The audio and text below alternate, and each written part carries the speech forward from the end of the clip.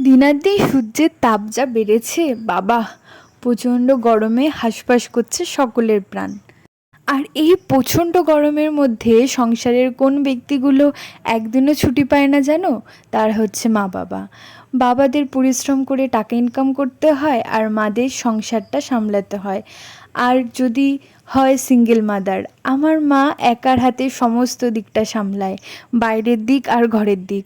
যেহেতু আমার বাবা গত 8 বছর হয় গত হয়েছে, তাই পুরো দিকটাই মাকে সামলাতে হয়। আর মা বাইরের কাজ সামলে আসার পরে বাড়িতে একটা হোম ডেলিভারির ব্যবসা করে।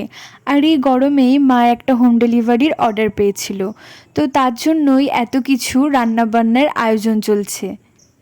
হোম ডেলিভারির সমস্ত রান্নাগুলো মা নিজের হাতে করে আর খেতেও খুব সুন্দর হয়।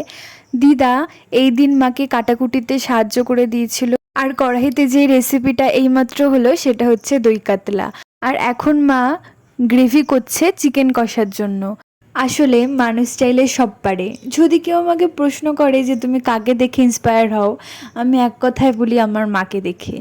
সে এই সংসারটাকে নিজে হাতে সামলানোর জন্য প্রচুর পরিশ্রম করে।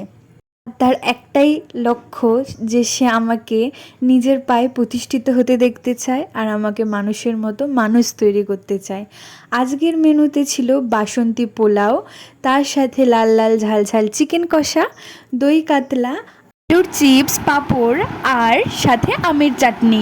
তোমরা চাইলেও কেউ এরকম খাবার অর্ডার করতে পারো। মায়ের মতো এত ভালো রান্না করতে আমি পারি না, তাই কোনটার পর কি দিচ্ছে অত আইডিয়া আমার নেই। শেষে কন্টেনারে করে মা খাবারগুলো পাঠিয়ে দিল।